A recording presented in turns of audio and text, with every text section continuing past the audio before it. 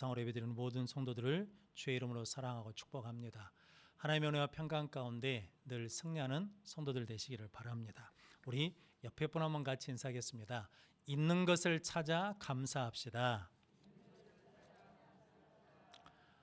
한 번 더 인사하겠습니다. 모리아의 산에 나의 성전을 지읍시다. 모리아산, 솔로몬이 예루살렘 모리아산에다가 하나님의 전을 건축했는데 그 건축의 터가 모리아산, 즉 예수리도 터 위에 세운 것이고, 이제 역대하 3장 17절 말씀 암송하겠습니다. 시작. 그 두 기둥을 성전 앞에 세웠으니 왼쪽에 하나요 오른쪽에 하나라. 오른쪽 것은 야긴이라 부르고 왼쪽 것은 보아스라 불렀더라. 아멘. 할렐루야. 한 번 더 같이 읽어보겠습니다. 그 두 기둥을 성전 앞에 세웠으니 왼쪽에 하나요 오른쪽에 하나라. 오른쪽 것은 야긴이라 부르고 왼쪽 것은 보아스라 불렀더라. 아멘. 야긴의 뜻이 뭐라겠습니까? 그가 세우신다 라는 뜻이고, 보아스는 하나님께 능력이 있다 라는 뜻이라는 거죠. 그래서 우리 인생 앞에 야긴과 보아스의 기둥을 세우면 하나님이 솔로몬을 축복하신 것처럼 우리를 축복해 주실 줄로 믿습니다. 그래서 힘들고 어려운 때이지만 하나님이 세우십니다. 하나님이 능력으로 지켜주십니다 라고 끊임없이 선포하고 고백하면 이 어려움도 이기게 해주실 줄로 믿습니다. 그 믿음으로 승리하는 우리 모든 성도들 되시기를 바랍니다. 이사야서 56장 1절로 12절 말씀, 하나님 집에 합당한 자라는 말씀으로 함께 은혜를 나누겠습니다. 먼저 주여 말씀하옵소서 같이 하겠습니다. 주여 말씀하옵소서, 주의 종이 듣겠나이다. 아멘. 주의 음성이 들리는 복된 시간이 되시기를 바랍니다. 하나님 집에 합당한 자, 하나님 마음에 합당한 자, 우리 모든 성도들이 그런 성도들 되시기를 바랍니다.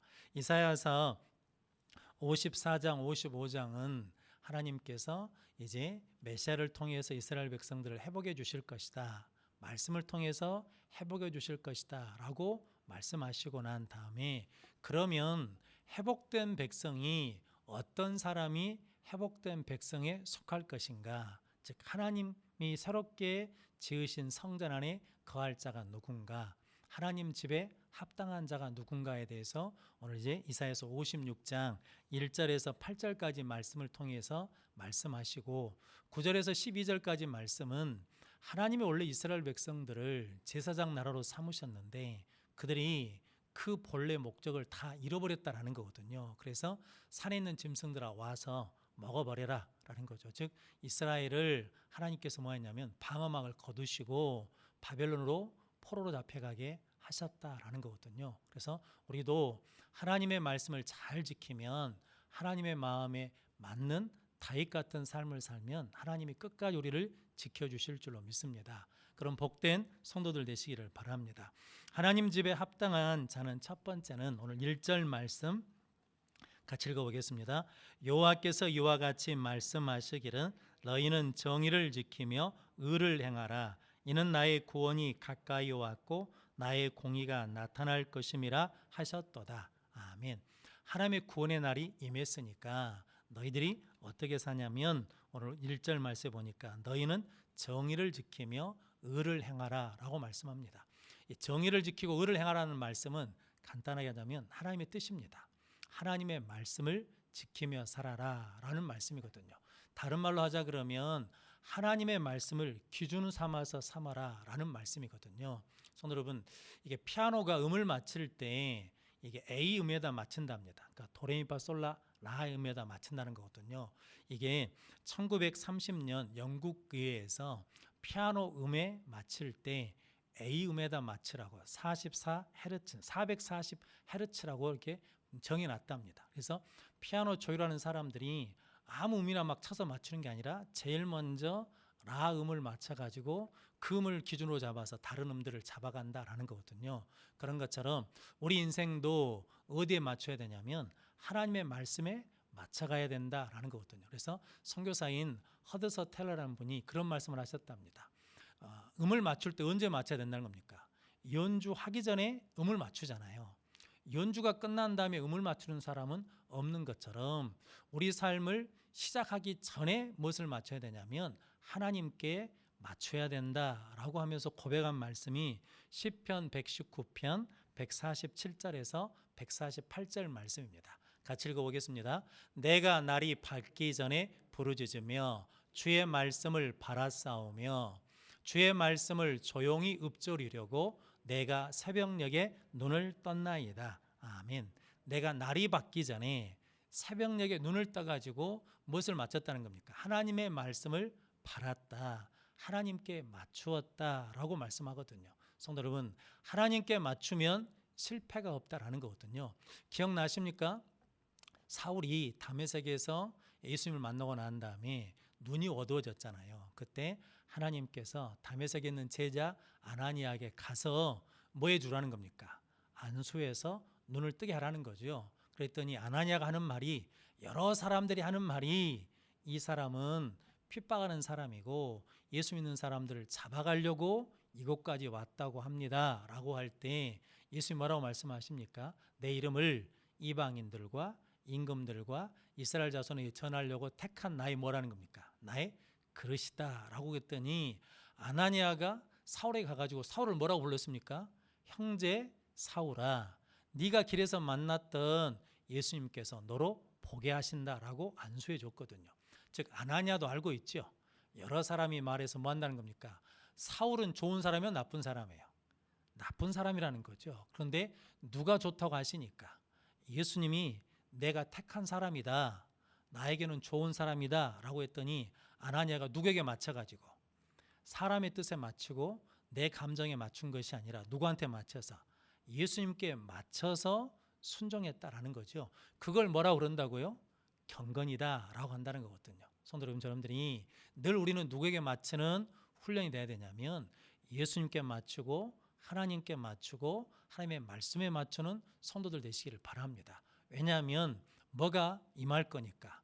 하나님의 구원의 날이 임하고 하나님의 축복의 날이 임할 때 그때 뭐에 맞는 사람에게 은혜를 주시고 복을 주시냐면 하나님 기준에 맞춘 사람에게 복을 주신다라는 거죠. 전에 한번 말씀드렸던 부산에 해운대 앞에 있는 마린시티라고 있거든요. 부자들이 산 동네인데 방파제를 원래는 몇 미터로 계획했냐면 5미터로 높여놨거든요. 그런데 1층 카페에서 보면, 1층 식당에서 보면 그 방파제 때문에 뭐가 안 보이니까, 바다가 안 보이니까 2미터로 뭐 해달라는 거예요? 낮춰달라는 거죠. 그래서 기준을 낮췄어, 2미터로. 그랬더니 태풍이 왔더니 뭐 했다는 겁니까? 태풍이 그 방파제를 넘어 들어왔다라는 거거든요.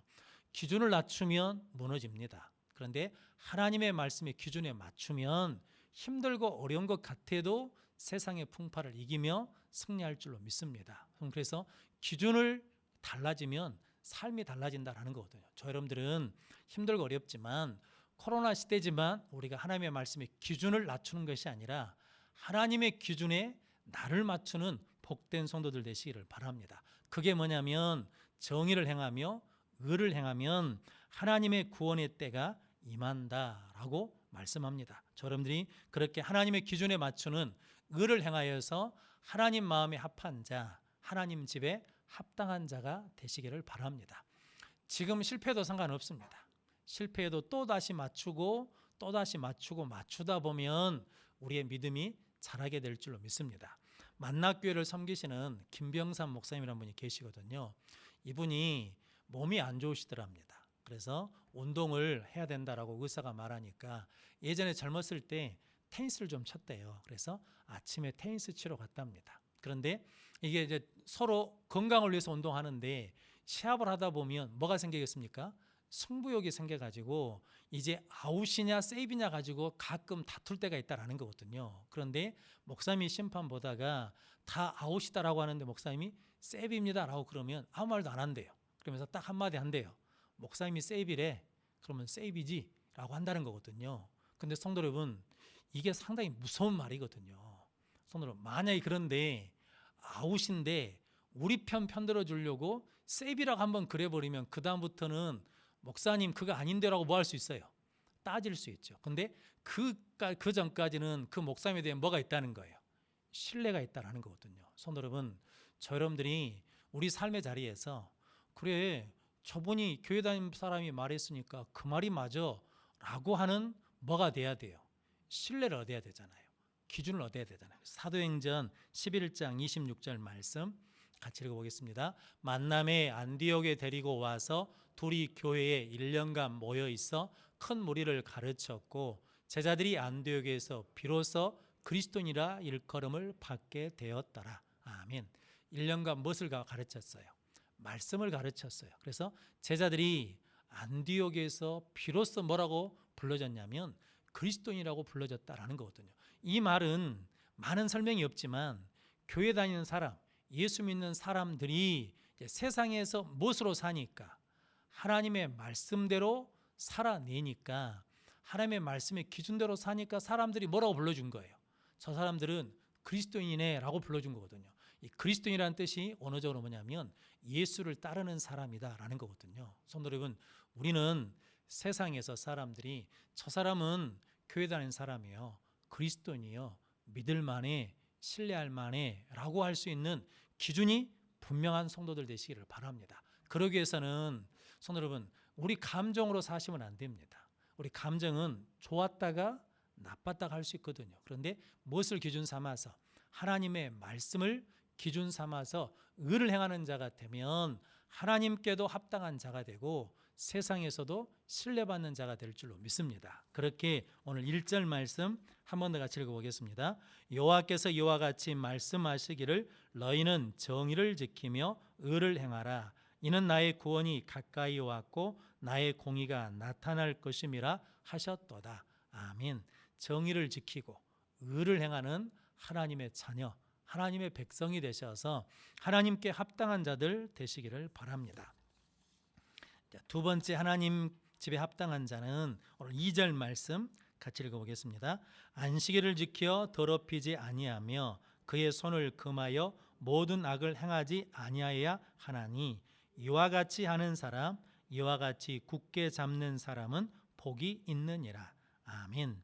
그리고 오늘 4절 말씀도 보면 여호와께서 이와 같이 말씀하시기를 나의 안식일을 지키며 라고 말씀하시고 6절 말씀도 보면 또 여호와와 연합하여 그를 섬기며 여호와 이름을 사랑하며 그의 종이 되며 안식일을 지켜 더럽히지 아니하며, 즉 안식일을 지킨다는 말이 몇 번이나 나오냐면 3번이나 나오거든요. 그러니까 하나님께 합당한 사람, 하나님 집에 거하기 합당한 사람이 누가 되냐면 안식일을 지키는 자가 합당한 자가 된다라는 거거든요.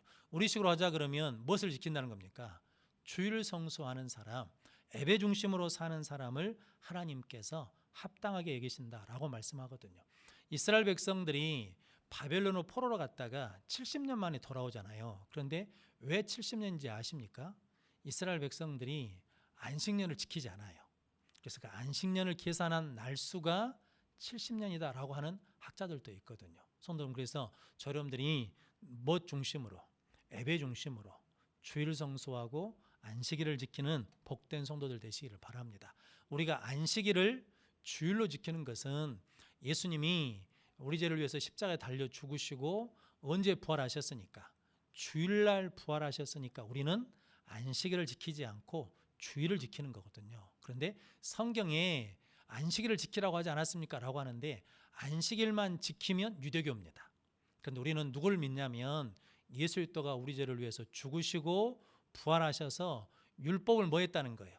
완성하셨음을 믿기 때문에 무엇을 지키냐면 주의 날이라고 해서 주일을 지키거든요. 그러니까 성도 여러분, 우리가 주일날 모이는 것은 무엇을 기념해서 모이는 거냐면 예수님의 부활을 기념해서 모이는 거거든요. 성도분들께 부활의 증인으로 사는 성도들 되시기를 바랍니다. 그래서 출애굽기 20장 8절로 11절 말씀 같이 읽어보겠습니다. 안식일을 기억하여 거룩하게 지키라.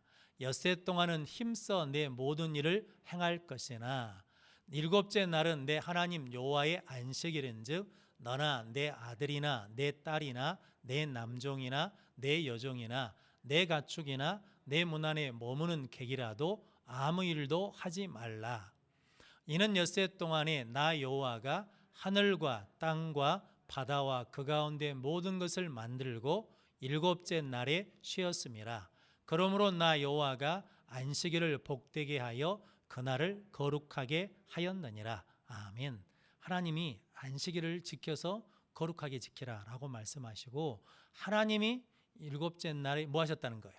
쉬셨으니까 너희도 쉬어라. 하나님께서 안식일을 뭐 하셨냐면 일곱째 날에 복을 주셨다라고 말씀하거든요. 손으로 해서 주일 성수하는 것이, 예배를 드리는 것이 우리에게 복된 일이다라고 말씀하거든요. 저는 거리에 보면 빨간 신호등, 노란 신호등, 파란 신호등이 있잖아요. 그 노란 신호등은 뭐냐면 신호가 바뀔 거니까 이제 조심하십시오라고 하는, 이게 이제 신호이고, 파란 신호등은 뭐라는 겁니까? 가라는, 통과라는 신호고, 빨간 신호등은 뭐라는 거예요? 멈춰 서야 되는 거죠. 근데 빨간 신호등 때 가버리면 뭐가 납니까? 사고가 나는 것처럼 안식일은 우리에게 하나님이 뭐라는 거예요? 빨간불인 거죠. 뭐냐면 그날 뭐라는 거예요? 멈추어라라는 거죠. 그래서 달력에 주일은 다 뭘로 되어 있습니까? 빨간색으로 되어 있어요. 그날은 뭐라는 거예요? 멈춰라라는 거거든요. 멈추지 못하면 성도 여러분 넘어집니다. 멈추지 못하면 사고가 나거든요. 그래서 하나님은 안식일, 주일을 우리에게 주셔서 멈추어라, 안식해라, 쉬어라 라고 말씀하거든요. 그래서 안식일을 지킨다는 것은 시간의 주인이신 하나님의 명령에 순종하는 것이고, 안식일을 지키는 것은 하나님에 대한 사랑을 표시하는 것이고, 안식일은 하나님 백성과의 언약 관계가, 우리가 언약 관계 안에 있다라는 것을 표시하는 거거든요. 그럼 성도 여러분들이 오늘 하나님께서 안식일을 더럽히지 않는 자는 이방인이든, 그리고 오늘 고자이든 그 사람들 다 어디에 들어올 수 있다는 거예요? 하나님 전에 들어올 수 있다라고 말씀하거든요. 성도 여러분들이 그렇게 안식일을 지키는 성도들 되시기를 바랍니다. 나폴레옹이 1813년 10월 17일 날 영국을 침략했다가 패했답니다. 그런데 침공한 날이 언제냐면 주일이었답니다. 1941년 12월 8일 일본이 진주만을 공격했답니다. 그날이 언제냐면 주일이었습니다. 그래서 결국은 2차 대전에서 패망했거든요. 1950년 6월 25일 북한이 남한을 남침했거든요. 그날이 언제였습니까? 주일이었습니다. 그런데 패했습니다. 성도 여러분, 주일날 공격하면 이길 것 같아도 주일날 누가 함께 하시니까? 하나님이 함께 하시니까 승리한다라는 거거든요. 우리 인생도 마찬가지죠. 주일날 우리가 다른 일을 하면 더 이득이 될 것 같고 더 많은 것을 얻을 것 같지만, 그러나 그날 잃는 것이 더 많다라는 거거든요. 우리가 주일을 성수하면 하나님이 지켜주시고 하나님이 공급해 주시고 하나님이 승리케 해 주실 줄로 믿습니다. 그렇게 예배 중심으로 살고 주일 성수하는 성도들 되시기를 바랍니다. 그래서 이사야 58장 13절 14절 말씀 같이 읽어보겠습니다. 만일 안식일에 내 발을 금하여 내 성일에 오락을 행하지 아니하고 안식일을 일컬어 즐거운 날이라, 여호와의 성일을 존귀한 날이라 하여 이를 존귀히 여기고, 내 길로 행하지 아니하며 내 오락을 구하지 아니하며 사사로운 말을 하지 아니하면 내가 여호와 안에서 즐거움을 얻을 것이라. 내가 너를 땅의 높은 곳에 올리고 내 조상 야곱의 기업으로 기르리라. 여호와의 입의 말씀이니라. 아멘. 하나님의 주일, 안식, 예배하는 날을 즐거운 날이다, 존귀한 날이라라고 그러면서 지키고 그날에 오락하지 않고 사사로운 말을 하지 않아요. 그러니까 성도 여러분, 주일날 예배를 드리고 나서 이 아래 내려가면 참 안타까운 일들이 많거든요. 그날 그것 가지고 이야기하지 않아도 되거든요. 그런데 그 얘기 가지고 뭐냐면 소리를 높이기도 하거나 감정이 상하기도 하거든요. 근데 그것을 누가 기뻐하지 않으시냐면 하나님이 기뻐하지 않으신다라는 거거든요. 그날은 누구의 날이니까? 하나님의 날이니까 하나님 앞에서 즐거워하고 존귀 여기면 하나님께서 복을 주시고 높여주신다라고 말씀하거든요. 그래서 주일 성수만 잘해도 하나님 뭐 주신다는 겁니까? 복 주십니다. 성도 여러분, 저는 이제 그거에 대해서 할 얘기가 많은 사람이거든요. 왜냐하면 저는 예배드려서 복 받은 경우가 많거든요. 그럼 성도 여러분, 여러분들이 하나님이 정하신 주의 날 예배 중심으로 살아가면 하나님께서 복 주십니다. 그래서 이 주일을 예배드리는 시간을 즐거운 날로, 존귀한 날로 선포하고 지켜서 하나님께 합당한 자, 하나님이 복 주시는 복된 성도들 되시기를 바랍니다. 그래서 원래 이방인과 고자 이 상한 사람들은 이스라엘 총에 못 들어오도록 율법에 정해졌거든요. 그러니까 이제 신명기 23장 1절로 8절 말씀인데 좀 길지만 같이 한번 읽어보겠습니다. 고환이 상한 자나 음경이 잘린 자는 여호와의 총에 들어오지 못하리라. 사생자는 여호와의 총에 들어오지 못하리니 10대 이르기까지도 여호와의 총에 들어오지 못하리라. 암몬 사람과 모압 사람은 여호와의 총에 들어오지 못하리니 그들에게 속한 자는 10대뿐 아니라 영원히 여호와의 총에 들어오지 못하리라. 그들은 너희가 애굽에서 나올 때에 떡과 물로 너희를 길에서 영접하지 아니하고 메소포타미아의 부돌사라 부올의 아들 발람에게 뇌물을 주어 너희를 저주하게 하려 하였으나 내 하나님 여호와께서 너를 사랑하심으로 내 하나님 여호와께서 발람의 말을 듣지 아니하시고 내 하나님 여호와께서 그 저주를 변하여 복이 되게 하셨나니 내 평생에 그들의 평안함과 형통함을 영원히 구하지 말지니라. 너는 에돔 사람을 미워하지 말라. 그는 내 형제임이니라. 애굽 사람을 미워하지 말라. 내가 그의 땅에서 객이 되었음이니라. 그들의 3대 후 자손은 여호와의 총에 들어올 수 있느니라. 아멘. 하나님께서 여호와의 총에 영원히 들어오지 못하는 사람들을 말씀하셨습니다. 그 중에 대표적인 게 누구냐면 암몬과 모압 사람인데 암몬 모압 사람들은 이스라엘 백성들이 나올 때 길에서 떡과 물로 뭐 해주지 않았다는 거예요. 섬겨주지 않았어요. 그리고 발람을 통해서 뭐 했냐면 저주했다라는 거거든요. 그래서 그들을 위해서 구하지 말라고까지 말씀하셨거든요. 그런데 에돔 사람과 애굽 사람들은 미워하지 말라는 거죠. 에돔 사람은 에서 족속이니까 네 형제이고 애굽은 너희가 거기서 객이 되어 있던 땅이었으니까 3대가 지난 다음에는 여호와의 총에 들어올 수 있다라고 말씀하셨거든요. 그런데 오늘 하나님께서 3절 4절 말씀 3절 4절만 같이 읽어보겠습니다. 여호와께 연합한 이방인은 말하기를 여호와께서 나를 그의 백성 중에서 반드시 갈라내시리라 하지 말며 고자도 말하기를 나는 마른 나무라 하지 말라. 여호와께서 이와 같이 말씀하시기를 나의 안식일을 지키며 내가 기뻐하는 일을 선택하며 나의 언약을 굳게 잡는 고자들에게는 5절입니다. 내가 내 집에서 내 성 안에서 아들이나 딸보다 나은 기념물과 이름을 그들에게 주며 영원한 이름을 주어 끊어지지 아니하게 할 것이며 6절도 있겠습니다. 또 여호와와 연합하여 그를 섬기며 여호와의 이름을 사랑하며 그의 종이 되며 안식일을 지켜 더럽히지 아니하며 나의 언약을 굳게 지키는 이방인마다 내 성산으로 인도하고 내 집에 들어와서 만민이 기도하는 집을 이룰 것이다 라고 말씀하거든요. 성도 여러분, 그래서 무엇을 지키는 것을 중요하게 여기시냐면 안식일 지키는 것, 우리 주로 하자 그러면 주일 지키는 것, 그리고 하나님이 기뻐하시는 일을 하는 것, 그리고 언약을 지키는 사람들은 이제 누구든지 어디에 올 수 있냐면 하나님 전에 들어올 수 있는 구원의 은혜를 주셨다라는 거거든요. 이사야 55장 말씀 한번 찾아보겠습니다. 앞장에 있는 이사야 55장 1절 말씀 같이 읽어보겠습니다. 오라 너희 모든 목마른 자들아 물로 나오라. 돈 없는 자도 오라. 너희는 와서 사 먹되 돈 없이 값 없이 와서 포도주와 젖을 사라. 아멘. 하나님께서 누구든지 다 오라는 거죠. 그래서 값 없이 돈 없이 다 주시겠다라고 약속해 주셨거든요. 그 말씀을 이제 뭐 하시겠냐면 실현하시겠다라고 말씀하거든요. 그럼 성도 여러분, 여러분들이 이제 원래 유대인들은 혈통주의였거든요.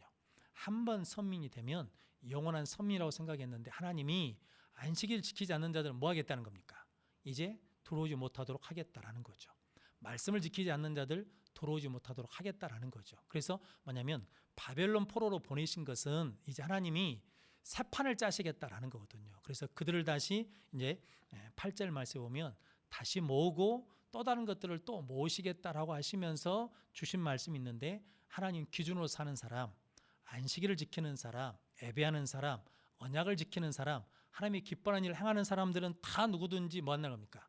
그동안에 안 됐던 사람들도 다 되게 하시는 은혜를 주시겠다라고 말씀하거든요. 성도 여러분들이 예배를 드린다는 것이 참 복이라는 거거든요. 그래서 성도 여러분, 여러분들이 예배 드리는 성도들 되시기를 바랍니다. 그래서 우리 인생은 성도 여러분, 세상 사람들은 자기 일 중심으로 삶이 돌아가거든요. 그런데 예수 믿는 사람, 하나님 믿는 사람들은 뭐 중심으로 돌아가야 되냐면 예배 중심으로 돌아야 된다라는 거거든요. 그래서 저는 이렇게 예배 중심으로 살아서 하나님 마음에 합한 자가 되시기를 바랍니다. 그래서 오늘 말씀에 보면 이방인이 여호와와 연합했다라고 말하거든요. 그래서 오늘 3절 말씀에도 여호와께 연합한 이방인은 이렇게 말하고 6절 말씀에도 또 여호와와 연합하여라고 말씀하거든요.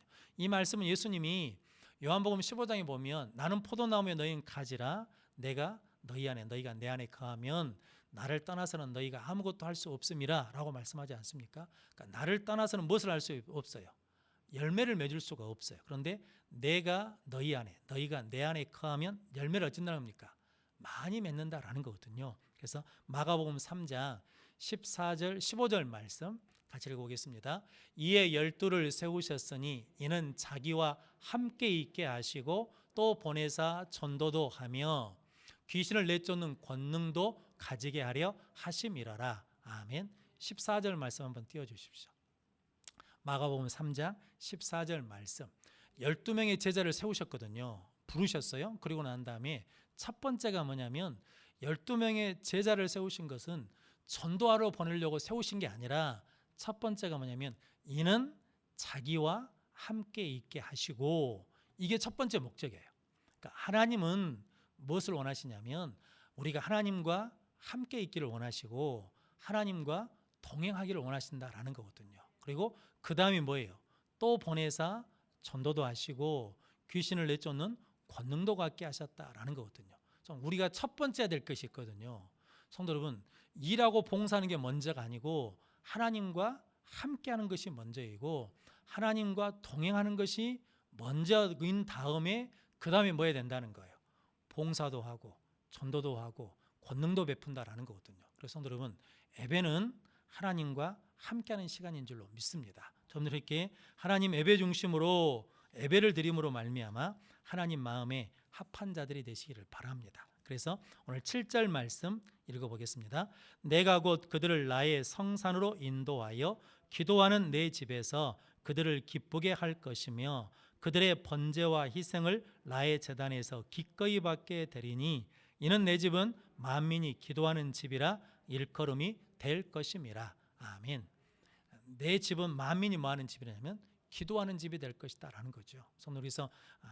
그래서 곧 그들을 나의 성산으로 인도하여 기도하는 내 집에서 그들을 기쁘게 받아주시겠다는 거예요. 그들이 드리는 예배도 받아주시고 기도도 받아주실 것이다 라는 거죠. 누구의 기도를? 유대인들이 안 된다고 거절하고 물리쳤던 여자들, 아이들, 그리고 이방인들, 그리고 몸에 문제가 있는 사람들까지도 다 뭐 하시냐면 하나님이 다 받아주시겠다라는 거거든요. 그래서 성도 여러분, 교회는 걸러내는 곳이 아닙니다. 교회는 누가 부르시냐면 하나님이 부르신 자들은 다 뭐 해야 돼요? 다 함께 예배드려야 되거든요. 목적이 이끄는 삶을 우리가 공부할 때 거기 두 번째 목적이 있는데 우리는 하나님의 가족으로 창조되었다라고 하는데 하나님의 가족이 교회거든요. 그런데 하나님의 가족을 선택하는 권한이 누구한테 있겠습니까? 하나님께 있겠습니까? 우리한테 있겠습니까? 하나님께 있는 거죠. 누구의 가족이니까? 하나님의 가족이니까 하나님께 선택이 있어요. 그래서 말씀드린 것처럼 하나님이 누구를 선택했어요? 사울을 선택했어요. 근데 아나니아는 그게 마음에 들어요, 안 들어요? 마음에는 안 들어. 그런데 누가 선택했다니까? 하나님이 선택했다니까 하나님께 맞추어서 그를 형제 사울이라고 부르니까 그 다음에 하나님의 역사가 나타나는 거거든요. 그래서 우리도 누구는 되고 누구는 안 된다라고 우리가 그걸 구분하잖아요. 그게 상당히 위험한 일입니다.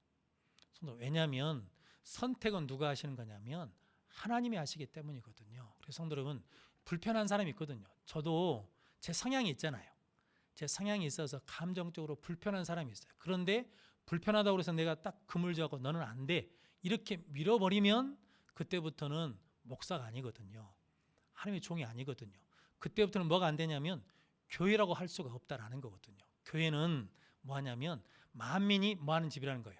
기도하는 집이다라는 거거든요. 성도 여러분들이 이제 여러분들이 힘들고 어려워요. 그런데도 불구하고 불편해요. 그런데도 누가 선택했다고 믿고 하나님이 선택하셨다. 하나님이 구원하셨다. 하나님이 보내셨다라는 마음으로 우리가 품으면 그 크기가 어떻게 커지냐면 우리 크기가 더 커지고 하나님의 크기가 되는 은혜를 누리게 될 줄로 믿습니다. 이게 사도행전에 베드로 이야기가 그 얘기잖아요. 고넬료 집으로 보내려고 하실 때 먼저 준비시켜 주시잖아요. 환상을 보여줘요. 보자기 환상을. 그래서 이것을 먹어라 그랬더니 하나님 내가 부정한 것은 뭐하지 않는다는 거예요. 먹지 않습니다. 그런데 하나님 뭐라고 그러십니까? 내가 정하다고 한 것을 네가 왜 부정하느냐?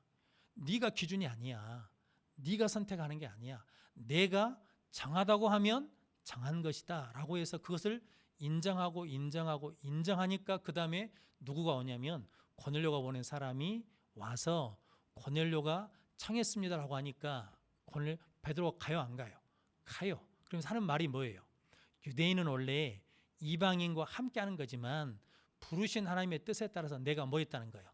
왔다라고 말하거든요.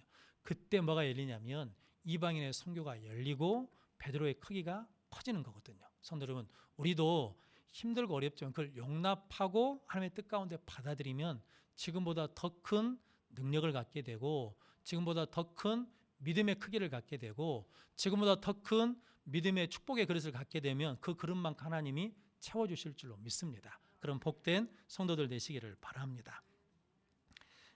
그래서 예수님께서 이제 마지막으로 8절 말씀 읽어보겠습니다.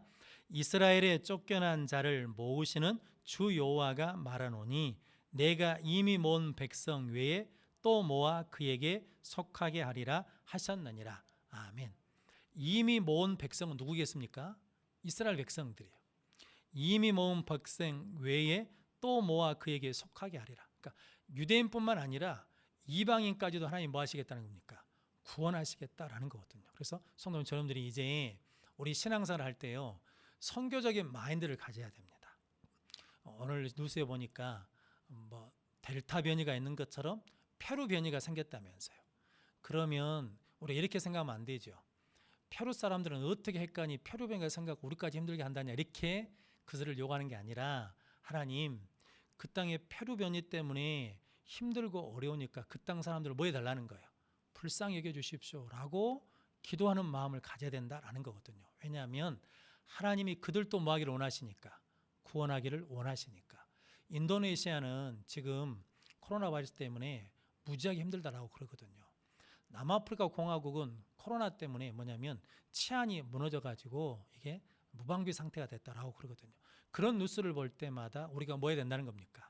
하나님 그 땅을 긍휼히 여겨주시고 고쳐주십시오라고 기도하셔야 된다라는 거거든요. 성도 여러분, 우리가 우리 삶을 이제 나중에 인생을 끝낼 때 마무리할 때 남는 게 뭐밖에 없냐면 선교한 것밖에 남지가 않습니다. 지금 한번 생각해 보십시오. 우리가 수많은 돈을 써왔잖아요. 그런데 하나님 앞에 내놓을 만한 게 뭐가 있어요? 집 샀다고 우리가 자랑할 수도 없고 차 샀다고 자랑할 수도 없고 뭐 했다고 자랑할 수가 없는데 우리가 자랑할 수 있는 게 딱 한 가지 있죠. 하나님 저 선교했습니다. 영혼을 구원했습니다.